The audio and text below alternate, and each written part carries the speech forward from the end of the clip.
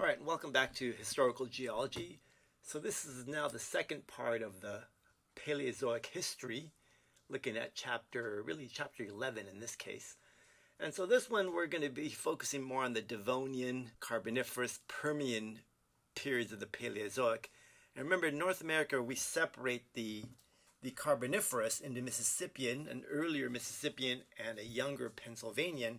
And it's important in North America because we mostly find crinoidal limestone. We see a major craton-wide unconformity, a regression here that marks the beginning of the Pennsylvanian. And that's going to be our Absaroka Sea for the Pennsylvanian. And that's where we start finding lots of coal swamps and some carbonates, but most of our coal deposits are in this Pennsylvanian period here. So in this late Paleozoic history, we're looking at two cratonic sequences. We're looking at a Middle Devonian to late Mississippian Kaskaskian sequence, or Kaskaskia Sea. And so this is a transgression, and the key basal unit here is a Oriskany sandstone. And then there's a regression, so there's a craton-wide unconformity that separates the Kaskaskia from the Absaroka sequence. That unconformity marks the beginning of the Pennsylvanian period in North America. And so that Absaroka sequence is early Pennsylvanian. So what's going on with this Kaskaskia sequence? One thing that we do see extensive carbonate deposition, and in this Mississippian, late Mississippian to mid-Devonian, in this Mississippian time, we're seeing crinoids. And crinoids are, the phylum is the Echinoderm. So the phylum Echinodermata, that includes the sea stars, the sea urchins, the sand dollars. They have the five-fold radial symmetry. And in the fossil record, we mostly find these discs, which are the stems of these stalked crinoids. But they're like sea stars that are sort of anchored or sessile. They're anchored to the sea floor. And then they're filter feeders. We find these in the Mississippian time, again, in these epyric seas. And again, telling us that they're shallow water. We see the ripple marks, the oolites, tropical warm waters, again, similar to the Bahama Banks. We also see in this Kaskaskian sequence large coal-forming swamps, and we see lots of these black shale. They're called, this part of this Chattanooga Shale sequence. Other places may call it the New Albany Shale, the Antrim Shale, but they're all around this upper Devonian, lower Mississippian time. There are very few body fossils, so it's we'll say, so we're not seeing too many shells, very few body fossils.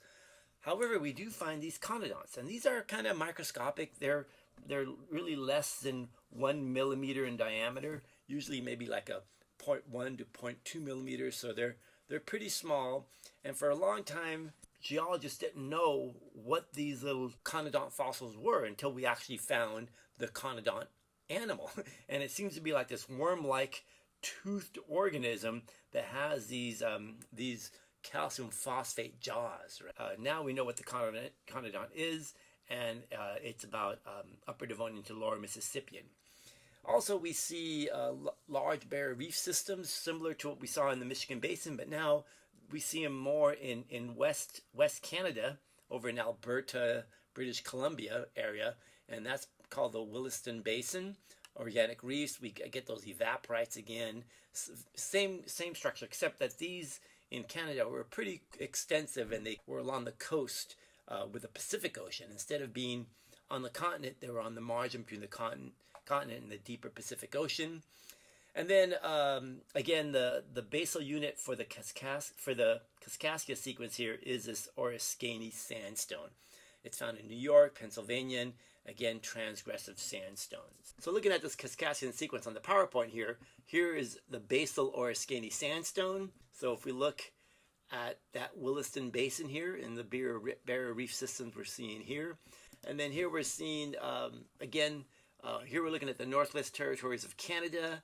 We're seeing this extensive barrier reef system up here in Alberta and up in Alaska. And then to the south, as we're seeing these back reefs and platform evaporites in Alberta, British Columbia, Saskatchewan over here. And then when we look at the black shales of the Chattanooga sequence, we see that they're pretty, and here's a New Albany shale. Here's a little artist rendition of one of these conodonts. Remember, we're seeing these little teeth. that are less than a millimeter in diameter, and they correspond to this conodont organism.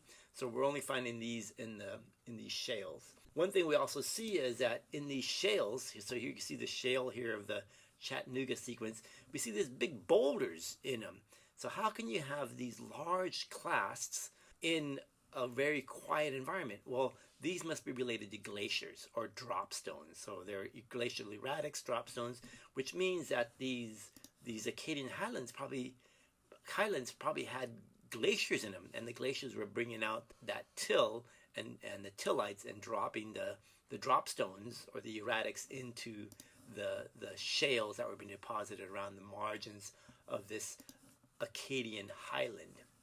The next sequence here is the Absaroka sequence, and this is early Pennsylvanian to early Jurassic, and it begins with this Kaskaskia unconformity, right? So it's a big Creighton-wide unconformity erosion event, and it really documents the beginning of the Pennsylvanian period in North America.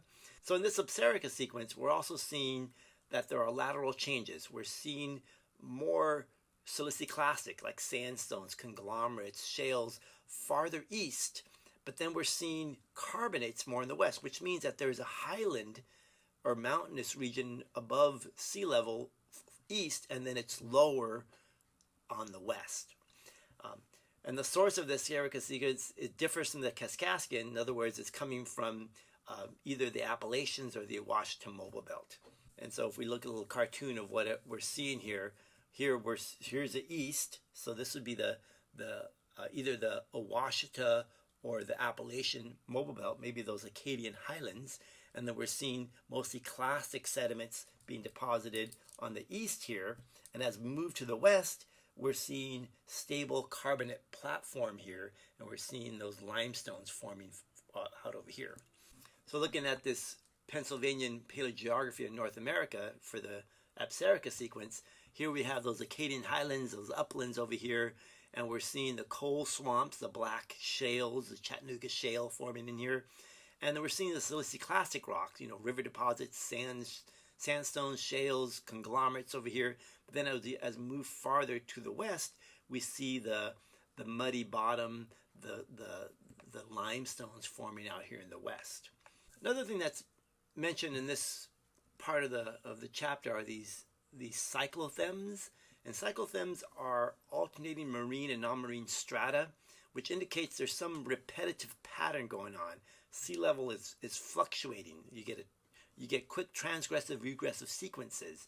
And each of these cyclothems, for example, one cyclothem would be, you would see a non-marine delta, which means it's a river. Remember, fluvial means stream. So like a delta depositing sediment, like the Mississippi River Delta, silts and sands and mudstones. And then above that, you would see coal.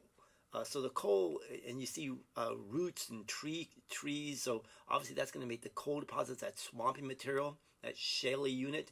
And then above that, you see a limestone. So there's a sea level transgression here, and then there's erosion on top of that. So that would be the regression. And then this unit repeats, right? Modern examples of a cyclothem would be where you're seeing coal deposits are like the Mississippi River Delta, the Florida Everglades, the Okefenokee Swamp in Georgia. So those are examples of where we're seeing these cyclothems. And in your textbook, you can see that we have this non-marine sandstones. Well, that's our fluvial deposits from a delta.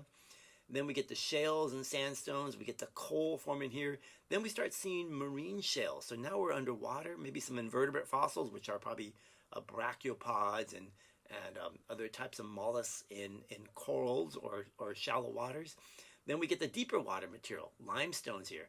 And then finally we get that disconformity, which is that regression, right? So you see the transgressive event and the regressive event. Also in this section, there's mention of the Ancestral Rockies. So now for the first time, we're seeing uplift in the west. And so here they call it cratonic uplift. It's unusual to have a craton be remobilized. Usually cratons are pretty stable. They're not going to change much. But here we're seeing an uplift, and it's probably due to Gondwana crashing with Laurentia in the southern part of Laurentia, the Ouachita Range. But here, during this event, we're exposing Precambrian rock, And other areas that, besides the Rockies, that experience uplift are the Cincinnati Arch, Nashville Dome, the Ozark Dome, and they're these fault-bounded uplifted blocks. These faults are near vertical, and you can get up to 2 kilometers, 2,000 meters of uplift. And then there's erosion of these blocks, and this erosion leads to these red arkosic conglomerates and sandstones, right? So remember, arkose is rich in feldspar, right? So potassium feldspar is one key mineral in these. Examples of where we see these fault blocks or these sediments of the eroded fault blocks are the Garden of the Gods in Colorado Springs, Colorado, Red Rocks Amphitheater near Morrison, Colorado, and the uplift again may be due to this collision with Gondwana along the Ouachita-Moba belt there. And so here's a little cartoon of these uplifted blocks here, and then the down faulted blocks here. Let's take a look at this cratonic uplift so you can see those uplifted blocks and down faulted blocks. And then there's a source of sediment that's going to deposit these materials. And here's a picture of the Garden of the Gods near Colorado Springs. So we have these arkosic conglomerates and sandstones here. And really, they kind of look like shark tails or shark fins, dorsal fins. Really, we call these flat irons. So we call these flat irons. Sometimes they're called the flat irons of the Garden of the Gods. Toward the middle and end of the Absaroka sequence, again into this Permian time, we're seeing more of these evaporite reefs. And in the early Permian, there's an Absaroka seaway going from Nebraska all the way down to West Texas and into New Mexico. By mid-Permian, it's mostly in West Texas and in southern New Mexico. Again, we're seeing limestones, evaporites, those organic reefs. And a good place to see these are the Guadalupe Mountains in West Texas. And there's this Captain limestone, which is one of these capping stones for that reef system. So here is that seaway, the north to the south, and here we're seeing those reefs in West Texas in the Guadalupe Mountains, and then all the evaporites that occur behind it. And so here's an example of some of the reefs that would be precursors of sponges and some corals, brachiopods here, and then we're seeing that Captain limestone here, which is a cap rock of that reef system in West Texas, the Guadalupe Mountains.